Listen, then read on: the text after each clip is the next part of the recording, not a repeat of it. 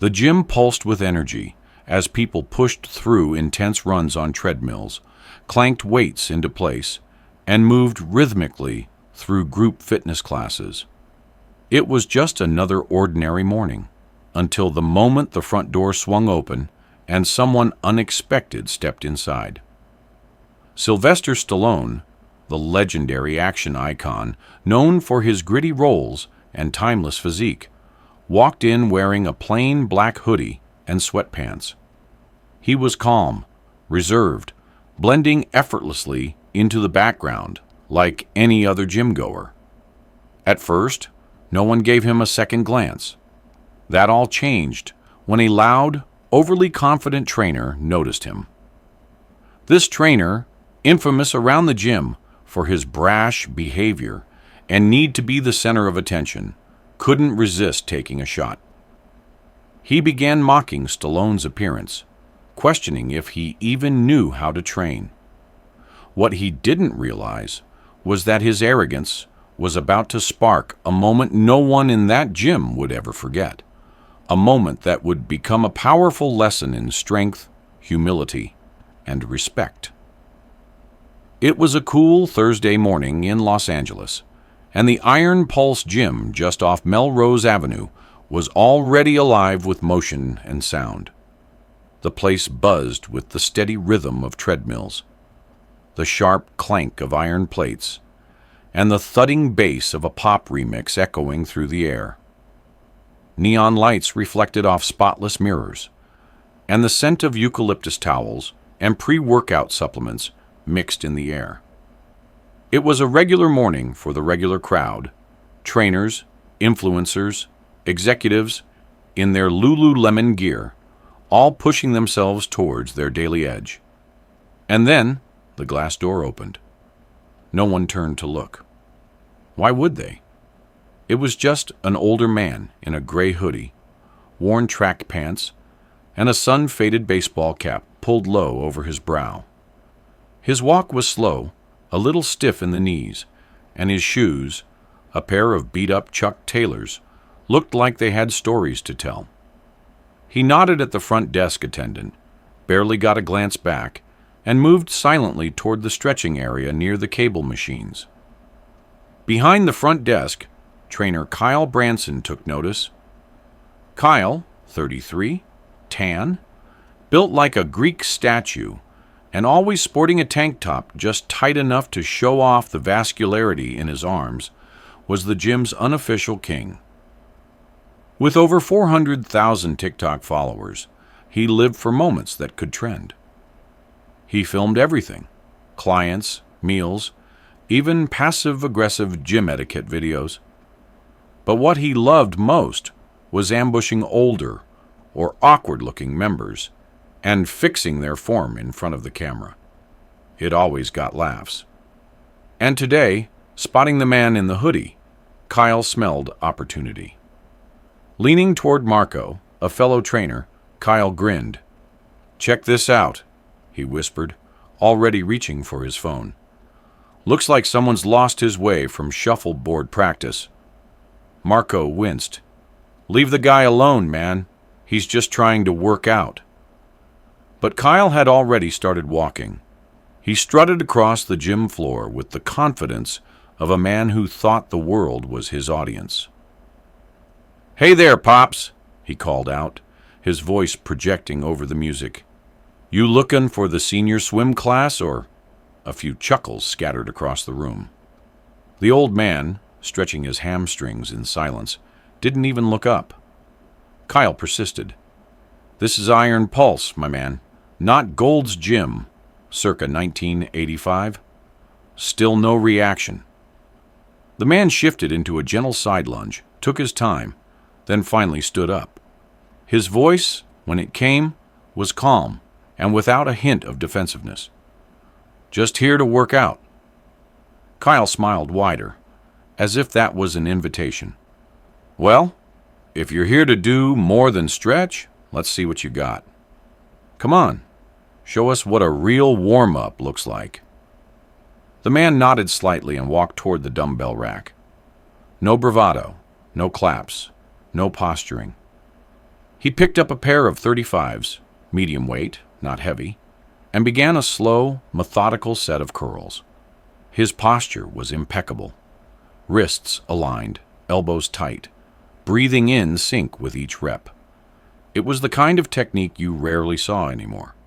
No wasted motion, no show, just experience. The chatter around the room dimmed. People noticed, even if they didn't say anything yet. Kyle raised an eyebrow and walked up with his own set of 50s. He faced the mirror, puffed his chest, and began curling with exaggerated form, grinning. "Not bad for a warm-up," he said loudly. "But around here, we lift for real." The old man finished his reps and quietly returned the weights to the rack. "I'm not here to compete," he said softly, wiping his hands on a towel. "Just here to move." Kyle couldn't let that be the last word. "Then let's move something heavy, yeah?" He led the way to the deadlift platform. A barbell sat loaded with 225 pounds. "Standard warm-up weight," Kyle said with a smirk. "Let's see if you've still got some juice in those knees." The old man stepped up, checked his stance, and without a sound, bent down, gripped the bar, and lifted. No struggle, no shaking. Perfect hinge at the hips, strong finish, and a smooth return to the floor. 3 reps, clean as glass. A few gym-goers clapped under their breath. It wasn't flashy, but it was damn near flawless. Kyle's smile stiffened. "Okay then, Pop's brought some heat." He tried to laugh it off, but looked a little less cocky than before. "Still, anyone can lift a bar. Let's see what kind of gas tank you've got." He motioned toward the battle ropes. "Let's see if that ticker can handle a little HIIT." The old man obliged, walking slowly over to the ropes. He took a moment, adjusted his grip. Then, with a sudden burst, launched into alternating waves. His arms moved with precision, every beat controlled. Then slams, loud, hard, consistent. The ropes cracked against the floor like thunder, a rhythm as steady as a metronome.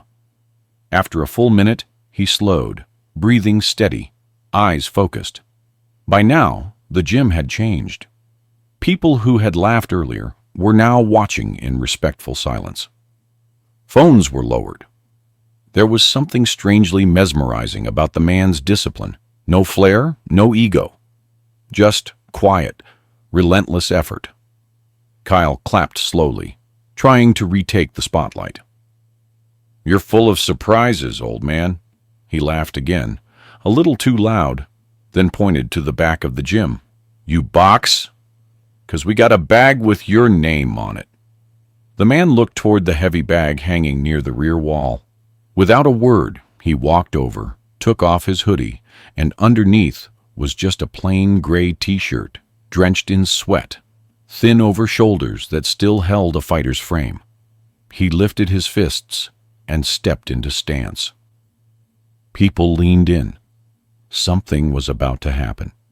The tension in Iron Pulse Gym had shifted. The man in the hoodie, this quiet, silver-haired stranger with deep-set eyes, and the build of someone who had seen 1,000 fights and 1,000 more training days, now stood in front of the heavy bag. He tightened the tape around his knuckles with slow, deliberate movements, as though each turn of the wrist held a memory. The chatter had faded. Kyle leaned back against a bench, arms crossed, a faint smirk lingering on his lips, but his confidence was beginning to crack beneath the weight of uncertainty. Nobody really knew what was about to happen, but everyone could feel it in the air. That this wasn't going to be just another guy swinging wildly at a bag. The old man squared his shoulders, stepped forward, and with a slight bounce on the balls of his feet, unleashed a flurry of punches. It started with a jab, sharp, clean, precise. Then came the right cross, fast and thunderous. The bag jolted with each impact, swaying violently, under the sudden force. But it wasn't just power. It was rhythm. It was choreography, like the strikes of a man who had lived inside the ring for decades. His footwork was light, barely touching the floor, pivoting with instinctive grace. He added hooks, body shots, even a few perfectly timed uppercuts that snapped the bag like a whip. The gym was dead silent. No one recorded, no one moved.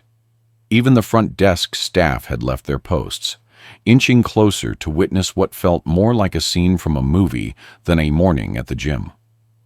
Kyle's arms slowly uncrossed. His grin faded as the reality set in that this wasn't just some stubborn senior citizen looking to stretch and pretend. This man had been trained. This man had been tested. And this man was sending a message without ever raising his voice. After 2 minutes, the man stepped back, not panting, not boasting, just quiet, composed, his hands lowered gently at his sides. Sweat glistened along his temple, but his eyes remained locked forward. He turned slightly, looked toward Kyle, and gave a faint nod, as if to say, "Your move." Kyle blinked. He wasn't about to back down in front of half the gym. "All right," he said, voice louder than necessary. "You've got some moves." "I'll give you that. But boxing bags and lifting weights are one thing. Let's go real. One-on-one. Light sparring. Just for fun." A few gasps rippled through the crowd. It wasn't unheard of for gym members to spar. Iron Pulse had a small boxing studio in the back, but challenging a man in his late 70s to a match? Even for Kyle, that felt like a stretch. But the old man didn't hesitate. "All right," he said simply. "Let's keep it respectful." Within minutes, the ring was prepped.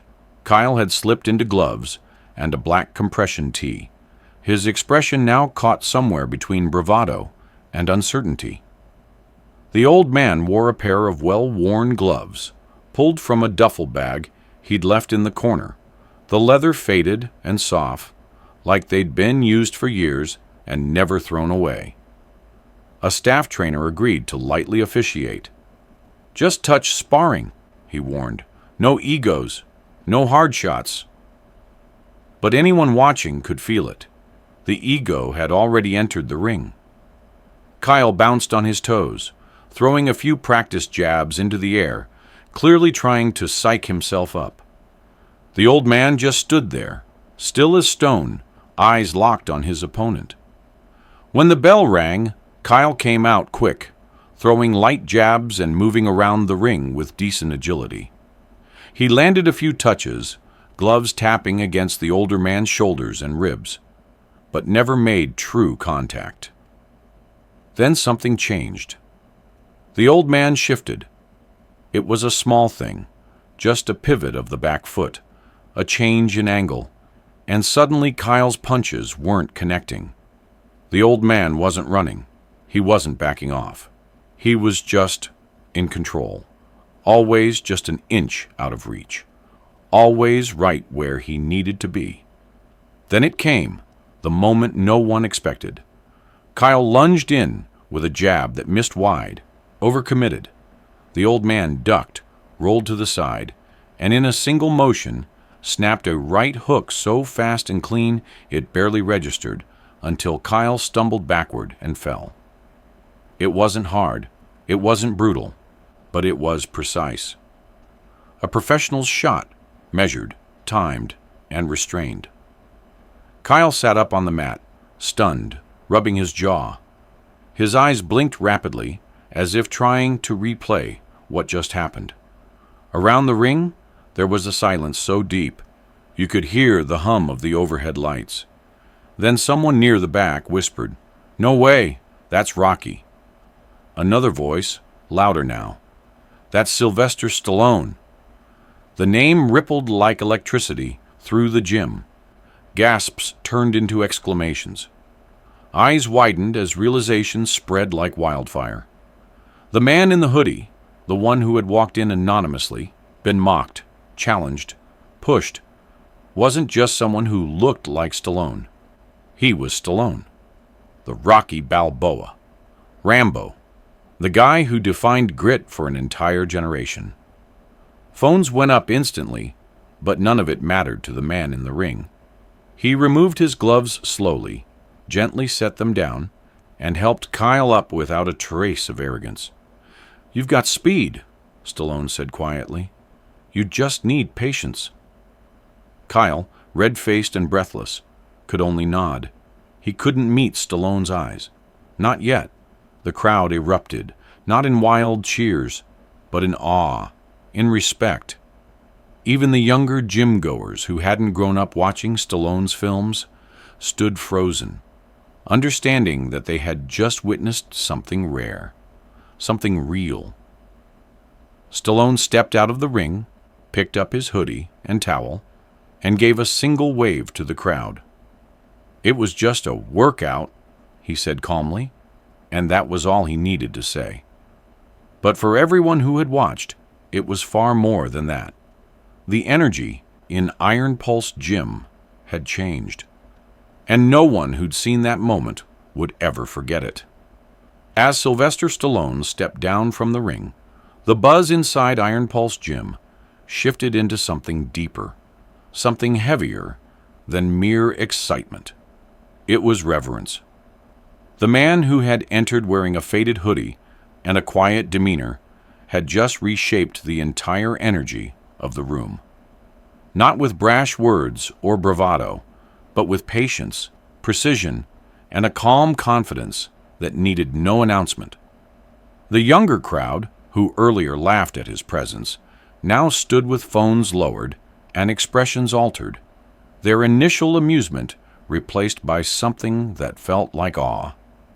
Even the older gym members, who had been quietly going through their routines in the background, now watched with admiration and pride, like they had just witnessed one of their own rise above ridicule and reveal a truth that could no longer be ignored. Kyle, the trainer whose smugness had once filled the air, remained sitting on the ring mat, not out of injury, but out of reflection. He wasn't hurt, not physically. What bruised him wasn't the soft but deliberate hook Stallone had delivered. It was the undeniable weight of being exposed, not just as someone who'd underestimated a legend, but as someone who had lost sight of what strength truly meant. He looked around the gym and for the first time didn't see an audience cheering him on.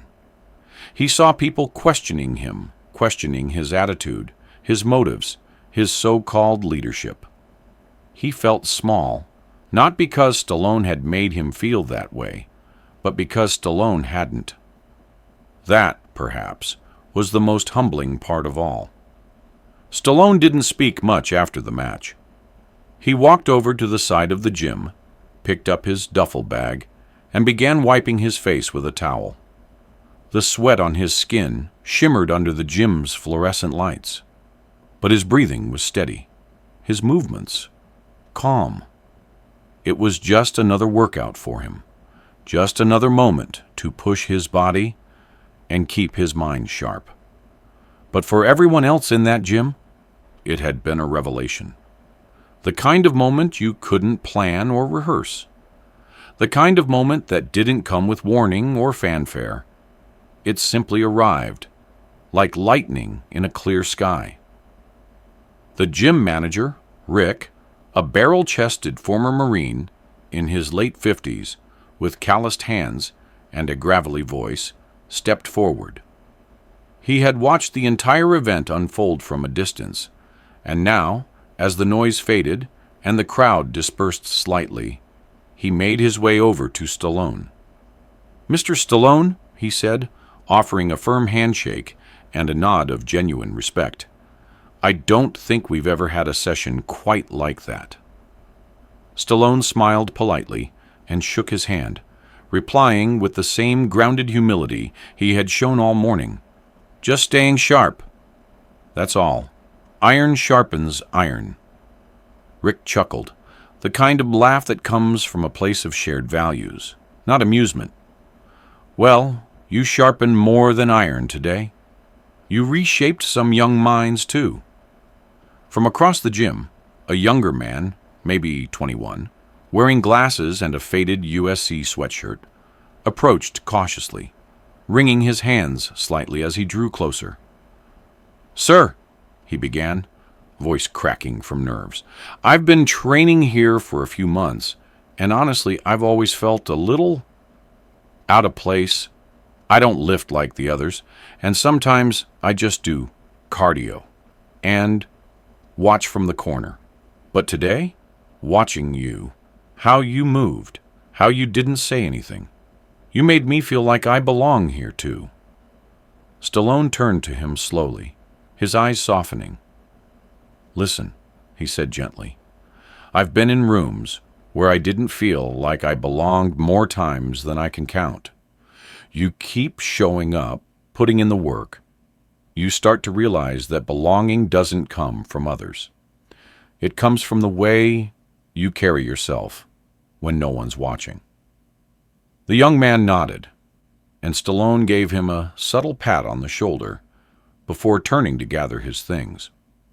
Across the room, Kyle was still standing awkwardly, trying to collect himself. He looked different now, less puffed up, more grounded. His shoulders had dropped, his chest no longer pushed forward in a false show of dominance. When Stallone passed him on the way to the exit, Kyle spoke, his voice low, almost ashamed. "I was wrong," he said simply. Stallone stopped but didn't look surprised. "Most of us are, at some point," he replied. "The trick is figuring out how to grow from it." Kyle took a breath, then extended his hand. "I'm sorry for the way I treated you, for how I've been treating a lot of people. I've been teaching fitness, but I think I forgot how to teach respect." Stallone took the handshake without hesitation. "We all start somewhere," he said again. "Just make sure you know where you're headed." It wasn't a speech. It wasn't a lecture. It was a truth, a distilled truth from a man who had lived through decades of scrutiny, stardom, hardship, and resilience. Then he stepped outside, leaving behind the soft hiss of automatic doors and the echoes of a gym forever changed. In the weeks that followed, things inside Iron Pulse didn't just return to normal, they evolved. Kyle began his sessions with less bravado and more attention to detail. He asked his clients about their goals, their struggles, their doubts. He even started a quiet morning class on Wednesdays, open only to beginners, where phones weren't allowed, and the focus was purely on learning form, breathing, and mindset. He named it Foundations. Some called it cheesy. Most didn't. They saw the change in him and respected it. Other trainers followed suit. The culture shifted from loud to intentional, from judging to guiding. Rick, the manager, hung a single-framed photo on the wall near the boxing area. It was a candid shot someone had taken right after the match, showing Stallone walking away from the ring, gloves hanging from one hand, sweat on his brow, but a calm fire still in his eyes. Underneath it, a plaque read, "Strength is silent. Respect is earned." It wasn't about idolizing him. It was about remembering the lesson he'd left behind. People kept talking about that day, not in the way gossip spreads, but like a story you tell around a campfire to remind yourself that there are still moments in life where character wins. Stallone never returned for a big speech or to relive the moment. He showed up quietly from time to time, always in a hoodie, always with a nod to the front desk, always ready to train. And when he did, people didn't swarm him with phones. They nodded back. They gave him space, because they understood now some things are bigger than a selfie. The impact lingered longest in the minds of those who needed it most. The shy kid who never thought he was strong enough. The woman in her 50s recovering from knee surgery who always thought the free weight section wasn't for her. The quiet man in the back who'd lost 70 pounds but still felt invisible. For them, Stallone's presence wasn't just cinematic. It was permission. Permission to be who they were, to move forward, to take up space. And perhaps that was the real ending to this story. Not the punch that stunned a room, or the reveal that silenced doubt, but the seed planted in the hearts of those watching. That real power doesn't need permission. That real strength speaks in action. And that sometimes the most inspirational moments come from those who don't try to inspire at all. They just show up, do the work, and walk away quietly, leaving the world forever different in their wake.